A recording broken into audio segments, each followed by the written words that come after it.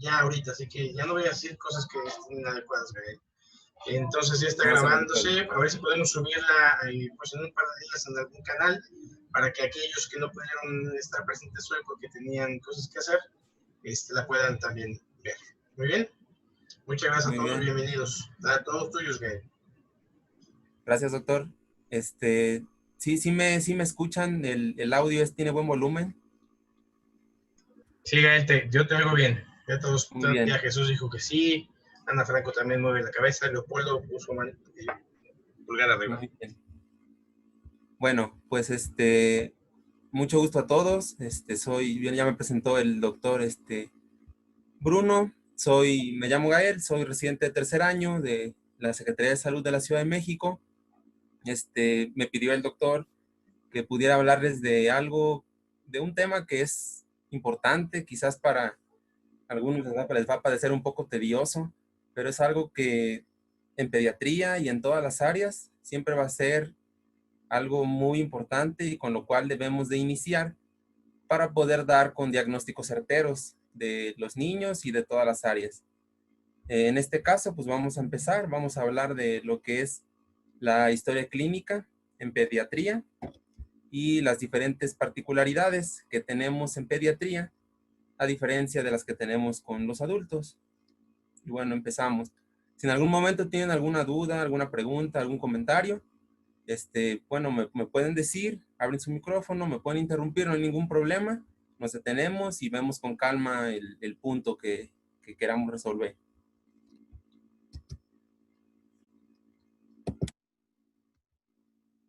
Bueno, para empezar, pues tenemos que dar una definición de lo que es la historia clínica. Como tal, la historia clínica se define como un documento o un instrumento escrito en el que se va a constar de forma metódica, de forma ordenada y detallada la narración de todos los sucesos acaecidos y comprobaciones realizadas por el médico o el equipo médico durante la asistencia de un paciente en un establecimiento público o privado, desde su ingreso hasta su egreso. Quizás la definición les va a parecer un poco larga y a lo mejor no sé si poco entendible. Quise detallarlo en la siguiente diapositiva en puntos con los cuales se les va quizás a hacer un poco más fácil entender la definición de la historia clínica. Historia clínica va a ser el relato escrito o verbal de la enfermedad de un paciente. Recuerden que va a ser un documento médico legal, de ahí algo que sí que presta mayor importancia a lo que es la historia clínica. Va a ser realizada por los profesionales que intervienen en la asistencia, en este caso, nosotros como médicos, para integrar la atención del paciente y para darle seguimiento a la enfermedad que tenga nuestro paciente pediátrico, en este caso, con las fuentes de información, que en este caso sería, sobre todo, y una de las diferencias que aquí vamos a recalcar, es que la historia clínica en pediatría generalmente va a ser de manera indirecta y dependiendo de los diferentes grupos de edad. Obviamente, en un paciente, pues en un neonato, en un lactante, inclusive hasta en un preescolar, pues el interrogatorio no podemos hacerlo con certeza en estos grupos de edad. De ahí que la fuente de información va a ser sobre todo y principalmente mamá o papá. No tío, no abuelito, no tía, porque a veces nos dan información que es errónea. Entonces, algunas de las peculiaridades que tenemos en la historia clínica pediátrica, pues puede ser la no colaboración. ¿Por qué? ¿Por qué? Porque el niño, pues el niño es pequeño, porque apenas está, no sé, empezando a hablar, porque llora, porque simplemente se cohíbe. Entonces, por diferentes razones, la historia clínica en pediatría se va a realizar de manera indirecta, generalmente, como le había dicho, con papá o con mamá. Aquí quise poner una imagen de un papá que viene con su niño en un mundo ideal, en estos 3 años que llevo en pediatría. Pues a veces uno quisiera, ¿no?, que el papá supiera toda la información, pero lamentablemente generalmente es la mamá la que siempre nos acompaña para dar diferentes datos que a veces el papá no conoce y que debería de saber.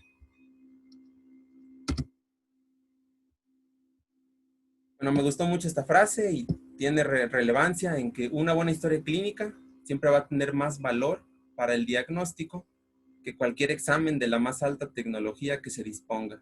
Y va a ser nuestra base y nuestra fuente principal para poder darle seguimiento y llegar a un buen diagnóstico de la enfermedad de nuestro paciente pediátrico. Puntos clave que debe de llevar una historia clínica pediátrica. Cada historia clínica debe de ser individualizada. Una historia clínica debe de estar de manera ordenada, debe de ser correcta y debe de ser exacta, debe de estar completa y detallada en un ambiente adecuado, con fuentes de información adecuado, como lo habíamos comentado, en este caso mamá o papá sobre todo, y un punto bien importantísimo para poder obtener los datos que queremos, sí, para poder elaborar de manera correcta nuestra historia clínica es hacer una buena empatía con la mamá o con el papá. ¿Por qué? Porque si no generamos confianza con mamá o papá, va a ser difícil que nos pueda dar la información que nosotros necesitamos. Entonces este va a ser un punto bien importante, sobre todo en el área de pediatría. Dentro de los grupos etarios también quisimos clasificarlos para que, bueno, los conozcan, que aquí nosotros vemos desde el día 0 hasta antes de los 18 años, hasta los 17 años, 11 meses, 29 días. Al menos en la Secretaría de Salud vemos hasta esta edad. Por ejemplo, en otras instituciones como el Seguro Social, me parece que los ven hasta los 15 años. Sin embargo, bueno, quise clasificar los diferentes grupos etarios, sabiendo que un neonato, bueno, como seguramente ya saben, va desde los 0 días hasta los 28 días. El grupo de lactante se va a clasificar en dos, un lactante menor y un lactante mayor. El lactante menor que va a ir desde el primer mes hasta el primer año con 11 meses, y el lactante mayor que va a ser desde el primer año hasta los 2 años. Posteriormente tenemos la edad de preescolar, que va a ir desde los 2 años hasta los 5 años con 11 meses. La edad escolar, que va a ser desde los 6 años hasta los 11 años. Aquí generalmente yo tomo como referencia pues la etapa de la primaria. Y bueno, dentro de esta etapa vamos a clasificar lo que es la pubertad, que va a ser diferente en niños y en niñas. Generalmente la pubertad en las niñas va a aparecer de manera más temprana. Y en algunas bibliografías nos dicen que va a ser a partir de los 8 años hasta los 13, 14 años. Y en los niños generalmente va a ser un poco más tarde, generalmente un año después que las niñas, que va de los 9 años hasta los 13 años. Y bueno, el grupo de adolescente, que va a ser desde los 11, 12 años hasta los 17 años, con 11 meses, con 29 días. Después de esta fecha, a partir de que ya cumplen los 18 años, pues ya no es parte de nosotros, ya empieza a ser un adulto y sale fuera de nuestra área. ¿Hasta aquí tienen alguna duda, alguna pregunta? ¿Voy muy rápido, muy lento? ¿Algo quieran comentar?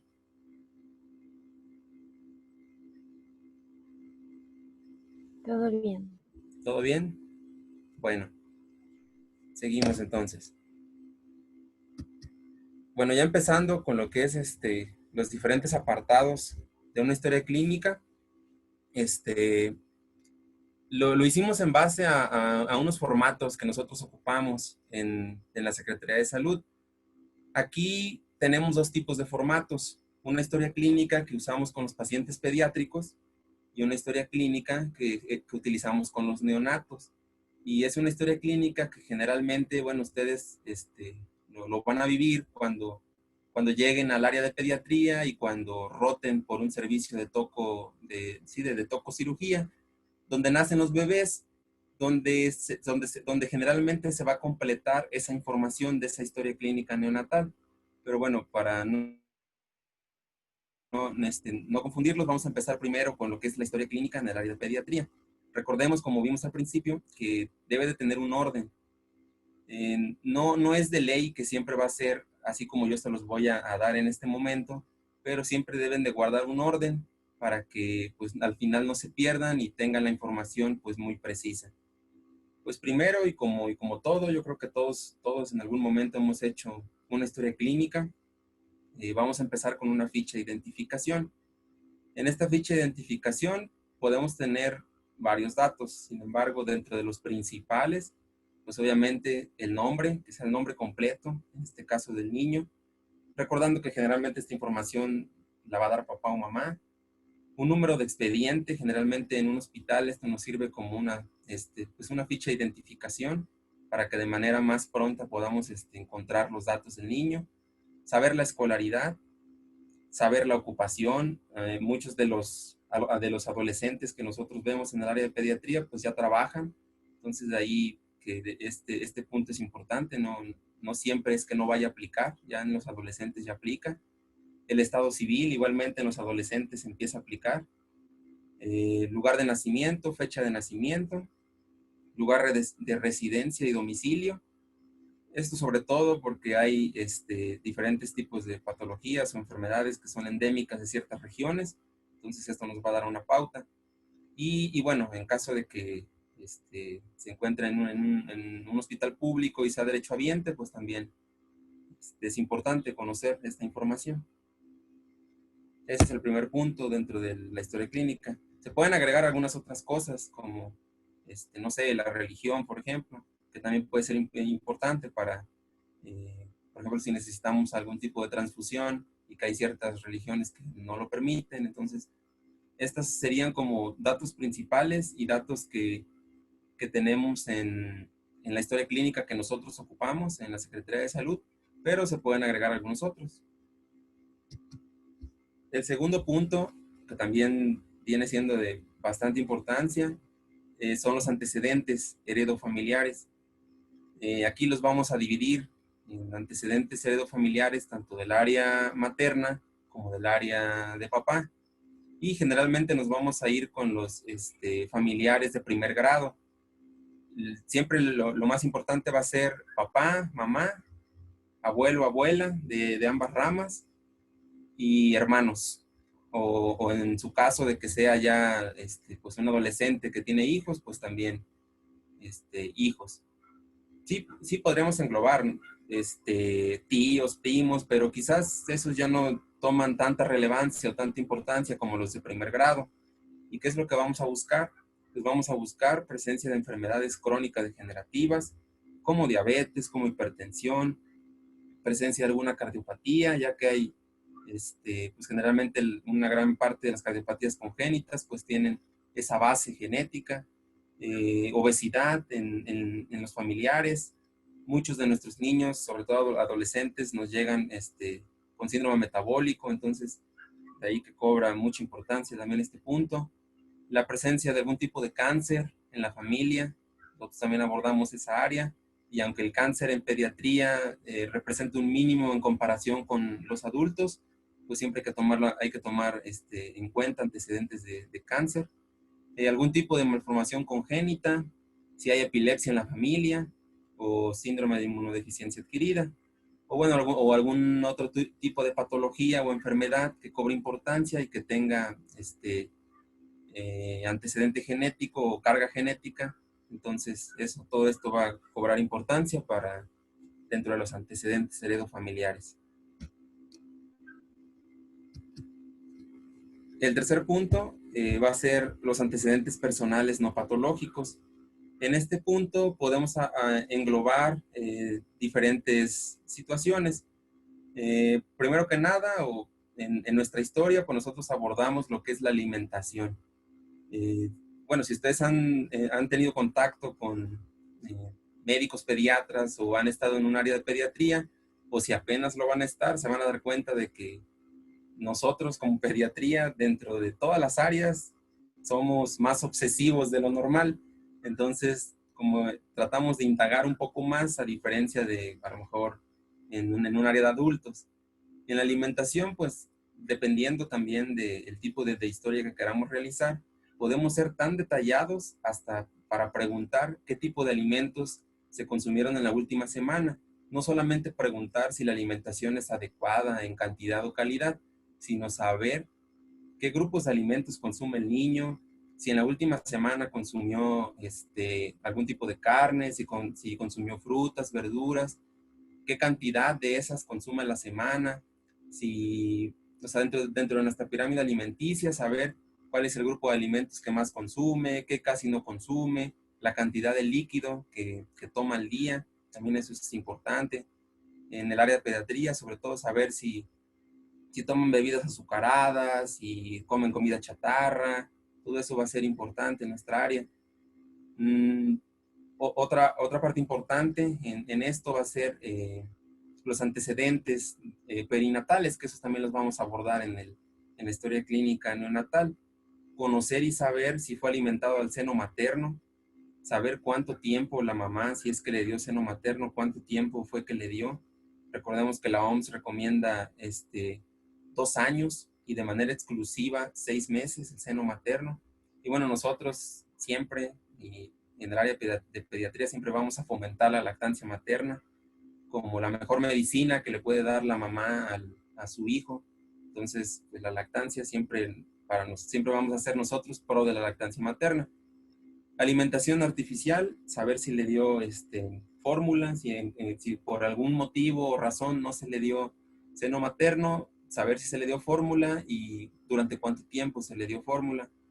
La lactación también, a qué edad se le empezó a introducir sus alimentos en forma de papillas, que generalmente se recomienda que sea, anteriormente decían que a partir de los 6 meses, artículos más recientes refieren que inclusive desde los 4 meses podemos empezar a dar alimentos, a introducir alimentos en forma de papillas diferente a la leche. Otras de los puntos importantes que vamos a abordar en este tema, en este punto de antecedentes personales no patológicos, son las condiciones de la vivienda. Saber si vive en una zona rural, si vive en una zona urbana, saber de qué materiales está construido su hogar, saber si cuenta con servicios básicos, sobre todo agua, luz, gas, drenaje, saber si cuenta con baño dentro del domicilio, fuera, conocer sobre todo también las condiciones o sea, si hay hacinamiento en casa, cuántas personas viven en el hogar, cuántas habitaciones tiene, todo eso parece irrelevante, pero en realidad nos da una pauta también para llegar a diagnósticos muy puntuales. Y bueno, también el aseo personal, también conocer porque la verdad, y sobre todo nosotros, quizás que abordamos un área, digamos, pobre, o sea, dentro de la Secretaría de Salud, pues a veces el aseo personal de los niños no es adecuado, a veces, o sea, preguntamos si se bañan diario, si hay aseo bucal, cuántas veces al día, cómo están los dientecitos al momento de la exploración, saber si tienen caries. Todo eso resulta de importancia. Quizás en el área de adultos a lo mejor no toman tanta importancia a esto, pero nosotros sí. Nosotros sí somos TOCs entre los TOCs y tenemos que abordar siempre este tipo de cosas. Otro punto importante, que además esto se lo deben de saber, si en algún momento piensan presentar el examen de residencias, la cartilla de vacunación. Y eso es parte de una buena historia clínica en pediatría. Nunca debe de faltar de nosotros interrogar si se le aplicaron vacunas. Obviamente saber, o sea, si nos llega un niño de 1 año, conocer y tener una noción de qué vacunas hasta esa edad ya debería de tener aplicada. Y aquí lo que nosotros hacemos, siempre hay que tener un poco de desconfianza. Entonces nosotros no solamente preguntamos, mamá o papá, ¿se aplicaron todas las vacunas? Sino que pedimos esa cartilla de vacunación o el comprobante para saber si en realidad se han aplicado o en caso contrario, conocer cuáles no se han aplicado. Esto también nos puede dar una pauta para saber la presencia de alguna enfermedad por ausencia de alguna de las vacunas.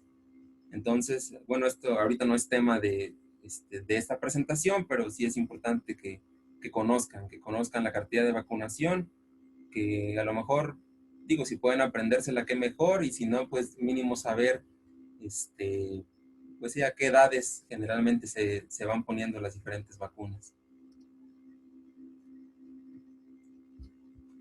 Otro de los puntos importantes en la historia clínica de pediatría, bueno, antes, ¿alguna duda hasta dónde voy? ¿Alguna pregunta, comentario?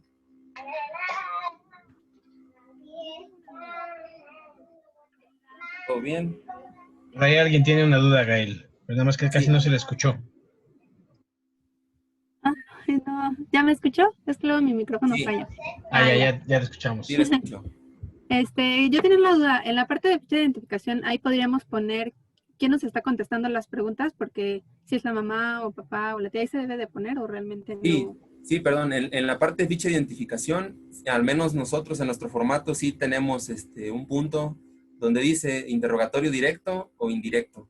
O sea, obviamente interrogatorio directo lo vamos a hacer en un niño que nosotros veamos que tenga ya las capacidades para poder darnos información verídica, sobre todo un adolescente, ¿no?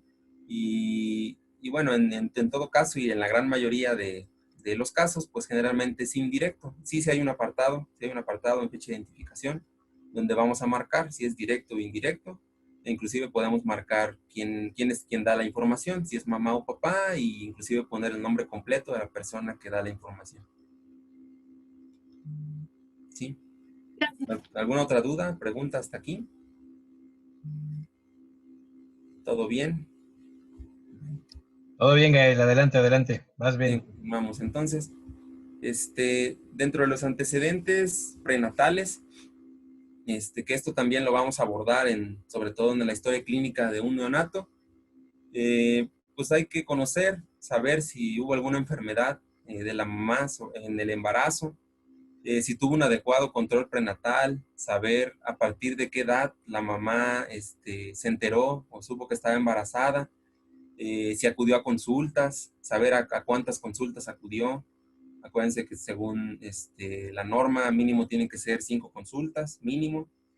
Eh, Conocer si fue un producto único, fue un producto múltiple, saber la vía de nacimiento, si fue por vía vaginal o si fue por cesárea, y también saber el grupo IRH de mamá e hijo. Todo esto lo vamos a como detallar un poquito más en el área de la historia clínica del neonato, pero también forma parte dentro de la historia clínica pediátrica. De los antecedentes perinatales, pues también conocer el peso del bebé. Eh, Muchas de nuestras patologías siempre tienen como factor de riesgo un peso bajo, entonces hay que conocer siempre el peso del recién nacido. Eh, si tuvo respiración espontánea, si requirió de alguna maniobra de resucitación, si requirió oxígeno o algún medicamento, saber si tuvo ictericia, si requirió de manejo en incubadora y cuánto tiempo fue. Y otra de las áreas que también es propias del área de pediatría y que solo las vamos a encontrar aquí, pues son los hitos del desarrollo. Pues hitos del desarrollo abarca varias áreas, ¿no? Área motora, que se subdivide en motor fino, motor grueso, el área del lenguaje, el área son cuatro áreas que vamos a ver. El área de la interacción social que tiene, pues en este caso, el paciente pediátrico. Esto también les puede resultar útil quizás en un futuro cuando presenten su examen, aquellos que van a hacer examen o pretenden hacer examen de residencias médicas. Pues aquí simplemente como recordar y saber ciertas cosas. O sea, tampoco es que en una historia clínica vamos a detallar todos los hitos del desarrollo desde el primer mes hasta el año, ¿no? Pero sí conocer ciertos hitos que son de relevancia, como saber el sostén cefálico, que generalmente se va a dar entre el segundo y tercer año, saber en qué mes se logró la sedestación, que generalmente va a ser entre el quinto y... Dije 1 y 2 años, ¿verdad? No, perdónenme. El sostén cefálico entre el segundo y tercer mes. Sedestación que va a ser entre el quinto y sexto mes. Otra cosa importante, la dentición, que generalmente los primeros dientitos se aparecen al sexto mes. Esto no va a ser como regla, pero sí es como un promedio de las edades en las que se logran los diferentes hitos del desarrollo. El gateo que generalmente se consigue entre el octavo y décimo mes. La bipedestación, que generalmente es entre los 10 y 12 meses. Y bueno, la deambulación, que generalmente se consigue a partir del año. Entonces, importante conocer los hitos de desarrollo y cuestionar a los papás, sobre todo porque generalmente cuando llegan a edades más avanzadas y traen algún tipo de problema neurológico, esto resulta de relevancia, el conocer el desarrollo que tuvo el niño desde que nació hasta la edad actual. Dentro de otro de los puntos que se van a abordar en la historia clínica pediátrica, pues van a ser los antecedentes personales patológicos, que también van a ser de importancia. Hay que conocer si tuvieron algún tipo de enfermedad exantemática, saber si tuvieron sarampión, rubiola, parotiditis, bueno, todas las enfermedades exantemáticas, que también es otro tema bien importante, pero no es parte de este tema. Conocer también si tiene algún tipo de alergia, sobre todo niños que van a quedar hospitalizados, conocer si son alérgicos a algún alimento, algún medicamento, y siempre generalmente esto se detalla en una ficha de identificación junto a la cama del niño, o sea, para que se conozca a qué tipo de medicamentos o alimentos resulta alérgico el niño. Conocer también si se ha realizado algún tipo de transfusión, si padece de alguna enfermedad congénita o adquirida, si ha tenido hospitalizaciones, dónde ha tenido esas hospitalizaciones y cuántas hospitalizaciones ha tenido, también es importante. Si lo han operado, de qué lo han operado, en dónde, y si ha tenido algún antecedente traumático, si se ha fracturado, si se ha luxado. Todo esto va a ser importante en esta área de antecedentes personales patológicos. Y bueno, ya dentro del padecimiento actual, aquí el padecimiento actual puede tener varias características, ¿no? Y podemos hacerlo tan corto o tan largo como nosotros queramos. Aquí siempre, a mí mis maestros siempre me decían que pues hay que poner en práctica la semiología que en teoría, o sea, debimos de haber practicado en nuestros años de propedéutica. Aquí es donde sí hay que, digamos, extendernos un poco más. Entonces siempre, o yo al menos tengo como ya en mi mente así una manera de cómo abordar el padecimiento actual. Y generalmente a mí me gusta empezar con la fecha y dónde. O sea, preguntar en qué momento fue que sucedió o que empezaron sus síntomas y dónde se encontraba. Después empezar a preguntar el por qué o cuál fue el motivo de la consulta. Porque aquí también hay que ser bien precisos y tratar de que el papá o la mamá no empiece a divagar.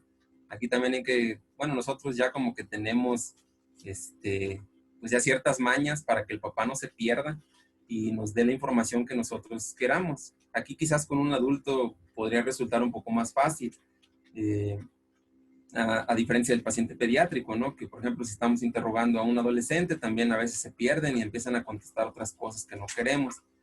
Entonces, vamos a, como había dicho, a preguntar cuándo fue, dónde fue, cuál es el motivo de consulta. Aquí pueden encontrar diferentes formas.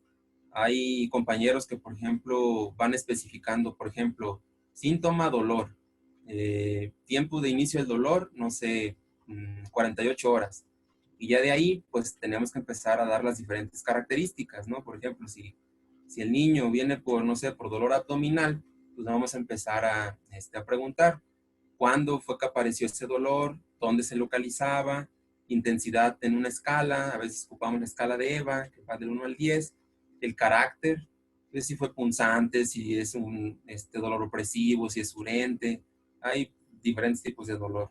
Si tuvo algún tipo de irradiación, o sea, por ejemplo, los pacientes con apendicitis aguda que empiezan con un dolor periumbilical y se irradia fosa ilíaca derecha, si tuvo algún tipo de atenuante o exacerbante.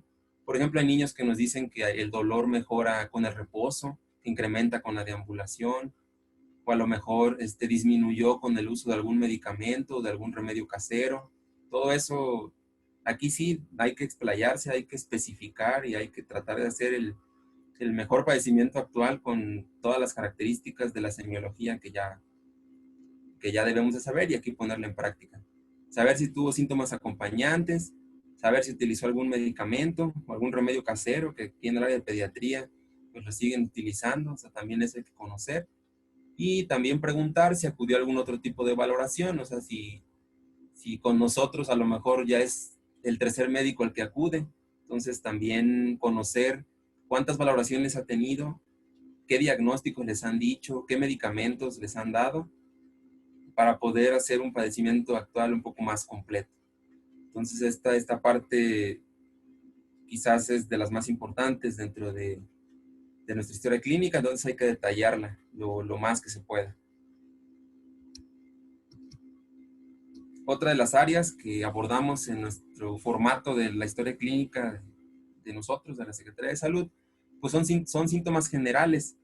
El conocer si el paciente tiene fiebre, si está con astenia, dinamia, anorexia, si ha perdido o ganado peso.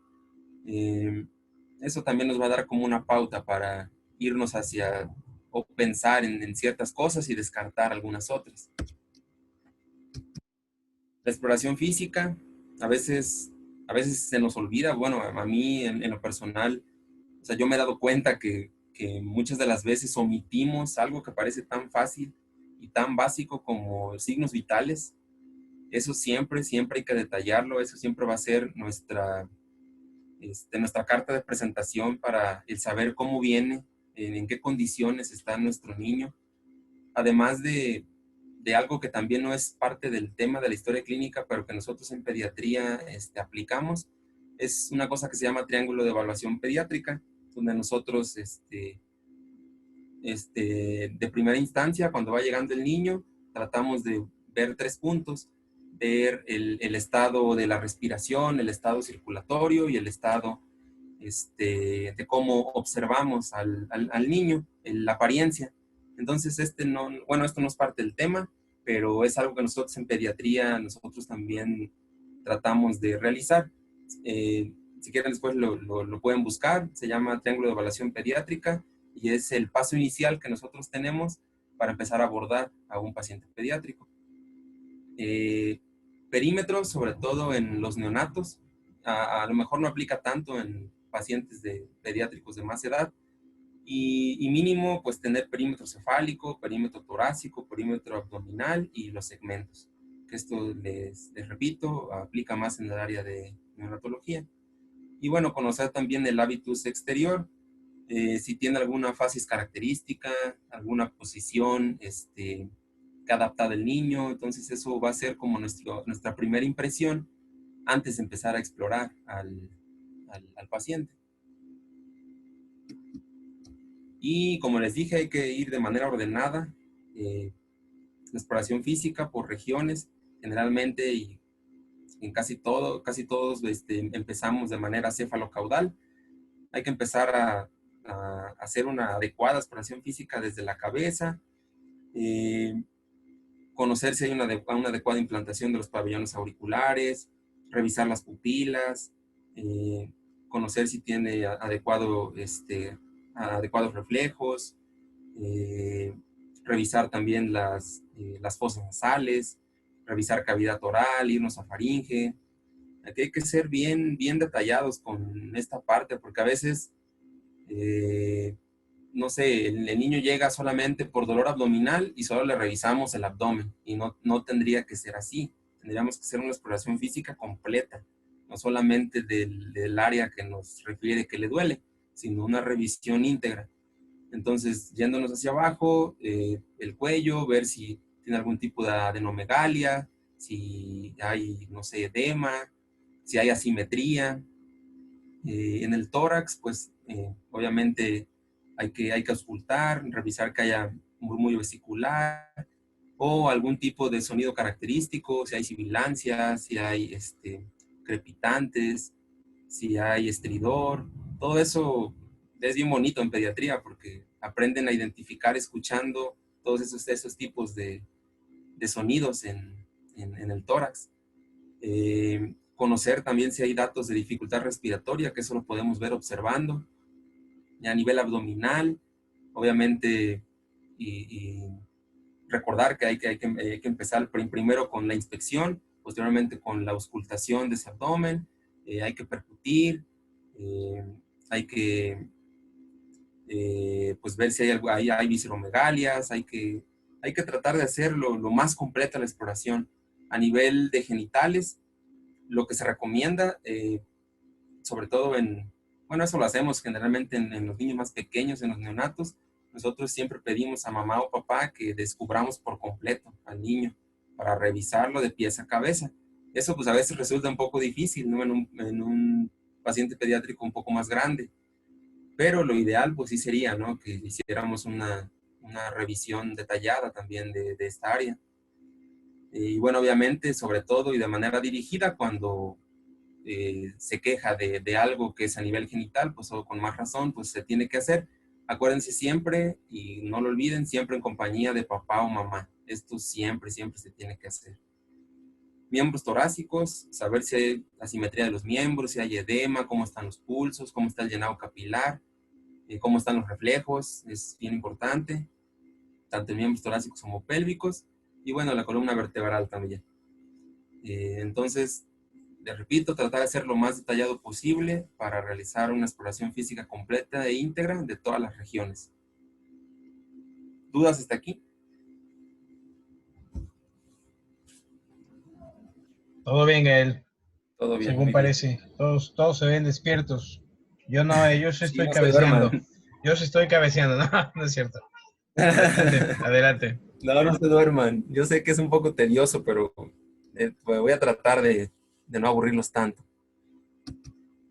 Y bueno, ya en la parte final de lo que es la historia clínica, pues ya teniendo todos los antecedentes, ya teniendo el padecimiento actual, ya teniendo la exploración, ahora sí podemos tratar de integrar una presunción diagnóstica.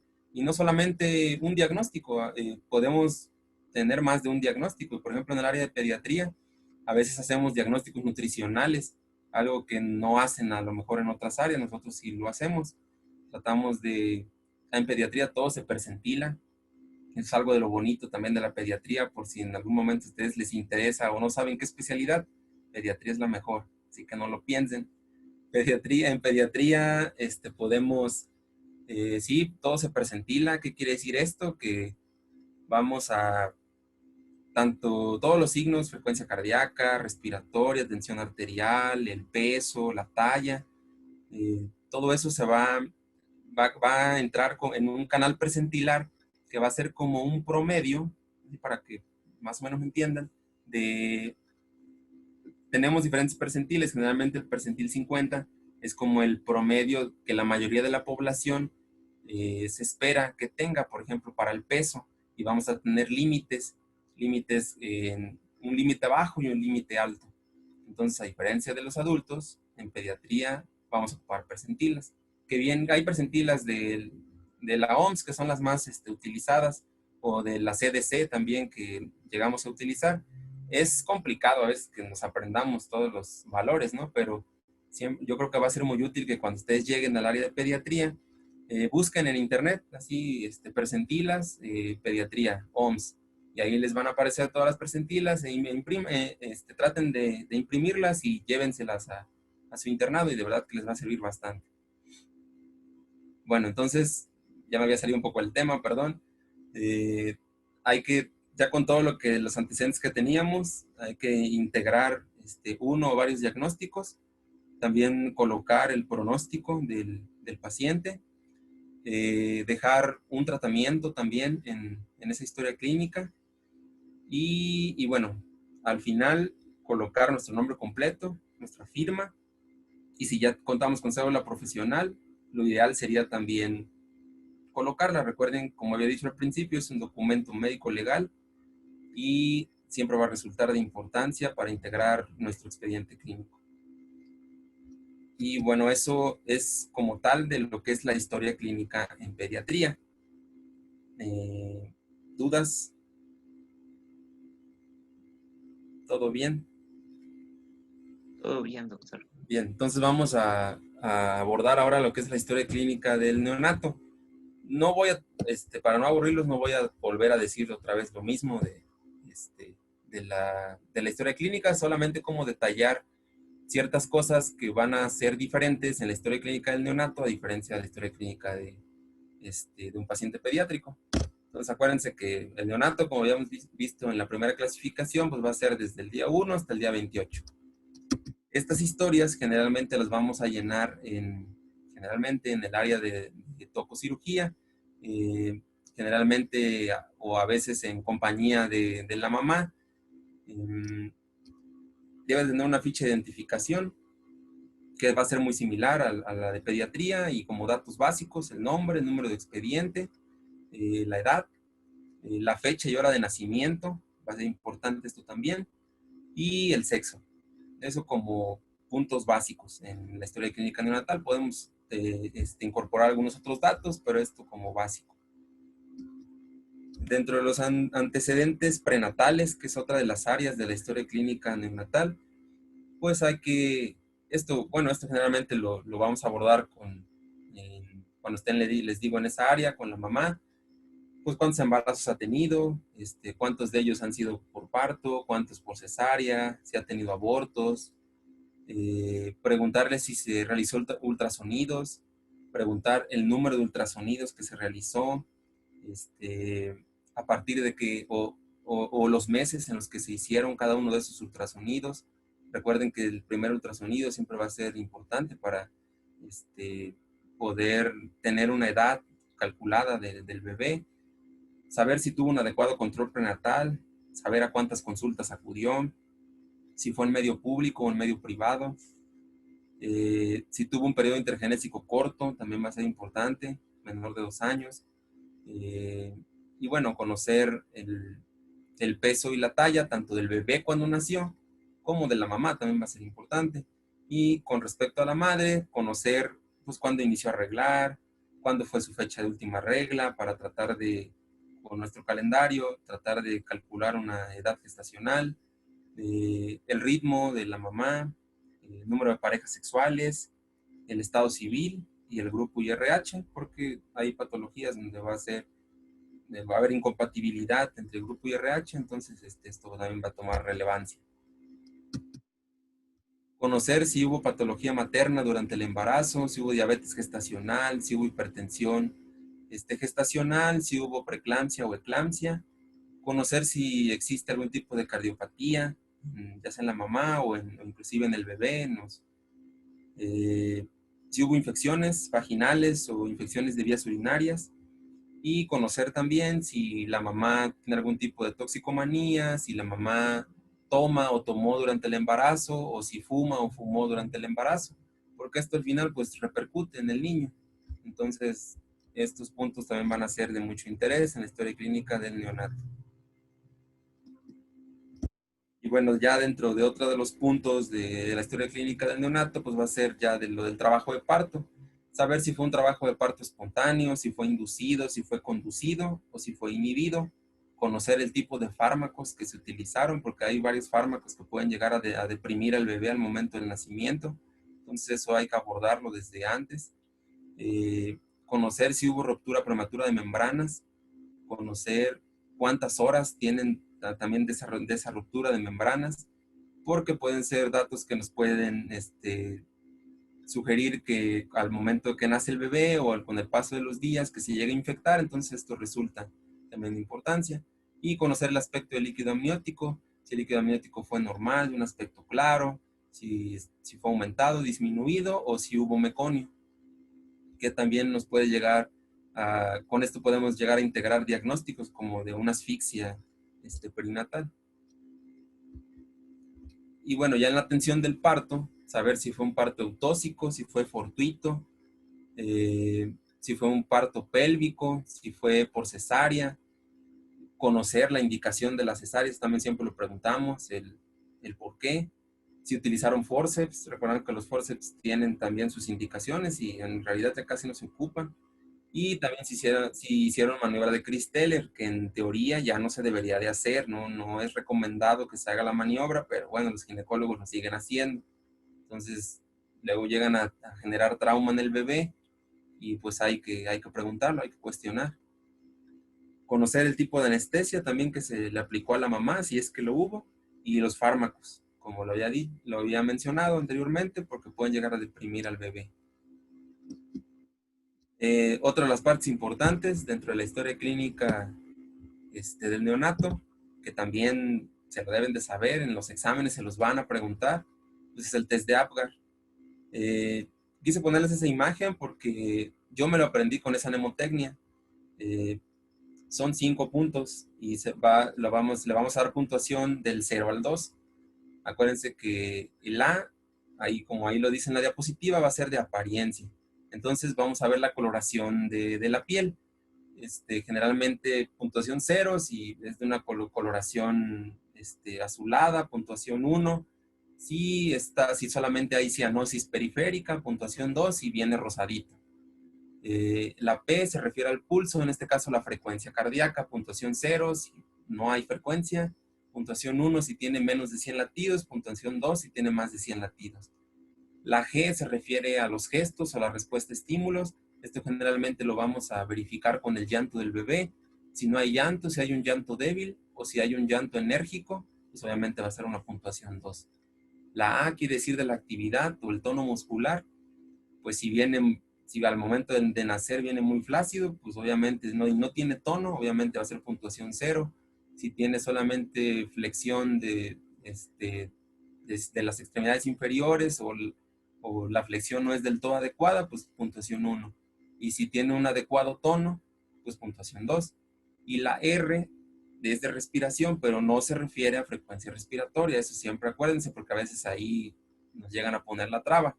No se refiere a frecuencia respiratoria. Se refiere obviamente esto también comprobándolo con el llanto. Simplemente si llora, quiere decir que tiene un buen esfuerzo respiratorio. Entonces no se refiere a frecuencia, sino al esfuerzo respiratorio. Tiene un llanto enérgico, vamos a darle puntuación 2. Llanto débil, puntuación 1. Y si no hay llanto, pues obviamente puntuación 0. Acuérdense que lo máximo que podemos obtener aquí en el test de Apgar va a ser una puntuación de 10. Sin embargo, simplemente por el hecho de que todos los recién nacidos, valga la redundancia, al nacer, tienen acrocianosis, pues generalmente siempre se clasifican por muy bien que estén con una puntuación de 9. Y esta puntuación va a ser importante conocerla al minuto 0 y a los 5 minutos. Y bueno, acuérdense que solamente el bebé del pediatra va a tener puntuación de 10. No es cierto. Y bueno, otra de las valoraciones que es importante en la historia clínica del neonato va a ser la valoración de Silberman, que también se las van a preguntar cuando lleguen al área de pediatría, que es una clasificación para tratar de dar puntuación a lo que es la dificultad respiratoria. De aquí también vamos a encontrar 5 puntos que para que se los aprendan. Va a ser como de pies a cabeza, aleteo nasal, quejido respiratorio, retracción gifoidea, tiraje intercostal y disociación tóraco-abdominal, de arriba hacia abajo. Esto va a ser igual puntuado de 0 a 2, pero aquí a diferencia del test de Apgar, en el test de Apgar, a mayor puntuación, mejor el niño. En el test de Silberman, a menor puntuación, mejor. O sea, una puntuación de 0 sería lo ideal, porque quiere decir que no hay dificultad respiratoria en el bebé. Pero entonces nada más para que recuerden, estos 2 tests, el de Apgar y el de Silberman, van a estar de ley siempre en la historia clínica de neonatal. Y bueno, hay otra parte que también puede estar incluida en la historia clínica del neonato, que es en cuanto a la reanimación ya como tal, al momento de que nosotros reanimamos, porque yo creo que muchos de ustedes en diferentes hospitales cuando lleguen les va a tocar también reanimar a los bebés. Les van a pedir que lean el RENEO, que es el manual de reanimación. Entonces, de aquí importante vas a ver, es conocer si hubo aspiración de secreciones, si se ocupó oxígeno, si se dio presión positiva. Obviamente todo esto tiene indicaciones y hay un algoritmo que se sigue, que tampoco, bueno, no es tema de esta plática, pero que también es bien importante. Conocer si hubo laringoscopía, si el niño requirió que se intubara, si se dio masaje cardíaco o si inclusive se llegó a ocupar fármacos como la adrenalina. Entonces todo eso hay que detallarlo de manera específica, el qué se ocupó o qué se realizó durante la reanimación del neonato. Y bueno, somatometría, esto también bien importante en pediatría, sobre todo en el área de neonatos. Como mínimo conocer perímetro cefálico, perímetro abdominal, perímetro torácico. la medida del pie del bebé, conocer cuánto pesó, saber su talla, su temperatura y segmento superior. Esto es lo mínimo indispensable que se les va a pedir como somatometría. Posteriormente a la reanimación neonatal, ustedes también les va a tocar, quizás les toque también llenar certificados de nacimiento, a nosotros nos tocaba también. Entonces, eso es lo mínimo que tienen que tener como la somatometría del bebé. Y bueno, también una exploración física completa. En el neonato, pues obviamente aquí quizás como particularidades en el área de la cabeza, pues revisar las fontanelas, medirlas, saber, tratar de dar sí, una medición. Generalmente siempre tenemos una cinta métrica a la mano, o espero que siempre se tenga al momento de reanimar al bebé. Conocer si hay permeabilidad de las coanas y del esófago. Esto generalmente lo hacemos cuando metemos la sonda nasogástrica. La sonda orogástrica. Recuerden que los bebés al momento de nacer pues son respiradores nasales. Hay que explorar bien el paladar y el labio. A veces no nos damos cuenta, a veces lo omitimos y resulta que el bebé ya tiene pues algún problema en el paladar y ni nos damos cuenta. Entonces hay que checar siempre eso. Revisar el tórax, auscultarlo. El abdomen también hay que realizar una buena exploración de los genitales, hacer las maniobras de Barlow y de Ortolani, las extremidades, verificar que estén simétricas, que no haya habido algún tipo de trauma, tanto superiores como inferiores, si hay algún tipo de malformación evidente también, y tratar de detallarlo y especificarlo en la historia clínica. Conocer si el bebé ya orinó y ya evacuó y tratar de poner la cantidad aproximada de esto. Y bueno, y si hay alguna otra característica dentro de la exploración que sea de relevancia o de importancia, también especificarlo. Y bueno, otra de los puntos importantes en la historia clínica del neonato, pues va a ser la estimación de la edad gestacional. Aquí la estimación de la edad gestacional, hay diferentes esquemas o tablas que podemos ocupar. La que ocupamos nosotros en la historia clínica de la Secretaría de Salud es la valoración por el test de Ballard modificado, en donde se van a ver diferentes puntos y lo que se va a tratar de calificar va a ser la madurez neuromuscular y otra área del aspecto físico.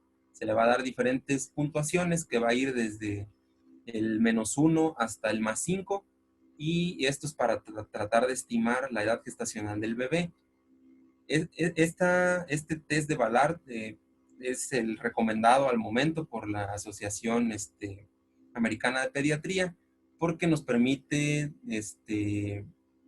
tiene más o menos un error estimado de 1 a 2 semanas, a diferencia del test de Capurro, que es otro de los test que también se ocupan y que en otras historias clínicas inclusive lo siguen ocupando, pero esto nos ayuda sobre todo en niños prematuros, porque nos puede llegar a calcular en base a, bueno, las diferentes figuritas que ven ahí, que son diferentes parámetros de la madurez neuromuscular y también diferentes aspectos físicos, tratar de estimar desde un niño de 20 semanas hasta inclusive un niño de más de 42 semanas. Entonces, aquí nada más llévense la idea de que hay diferentes test de puntuación para tratar de calcular la edad gestacional, y que, bueno, nosotros ocupamos el test de Ballard, pero hay algunos otros como el test de Capurro.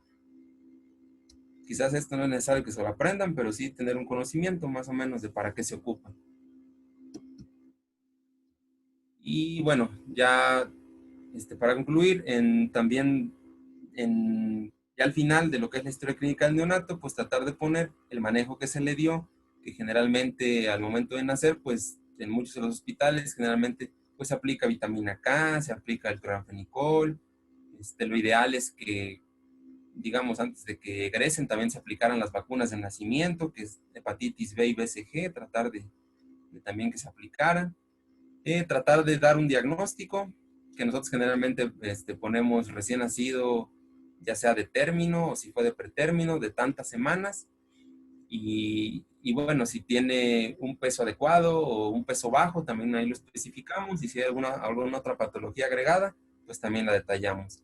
Al final, nombre completo de quien realizó la historia clínica, firma del médico que realizó la historia clínica y la cédula profesional. Sin olvidar que hay que colocar lugar y fecha. Y pues al final también importante, la firma del bebé, la huellita. Y pues sería todo con respecto a la historia clínica. Ahora sí, pueden preguntar si tienen dudas, preguntas. Yo tengo una pregunta, Gael, Sí, doctor. que más bien es para todos los alumnos. ¿Por qué creen que le pedí a Gael que diera él esta clase y no la di yo? ¿Quién puede decir? No hay respuesta buena o mala, pero ¿quién me puede decir?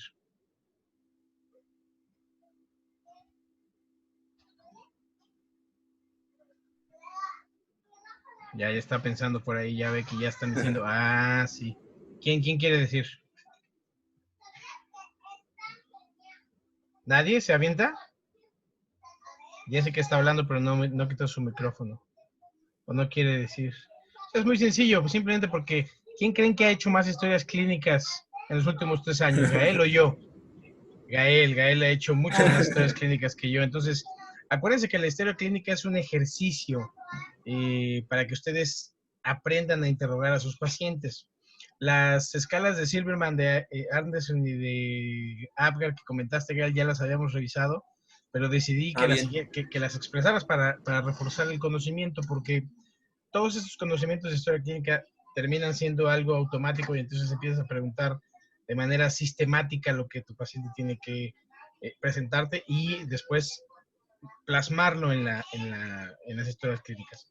Y otra cosa muy importante es que cuando ustedes estén escribiendo una historia clínica, estén redactando una nota o estén escribiendo lo que encontraron en la historia, en la exploración física del paciente, acuérdense que esa información es para que la lea alguien más, es para que alguien más la comprenda, no es para que, no son apuntes para ustedes, eso ocurre muy seguido y se los digo todos los días a los residentes de cirugía.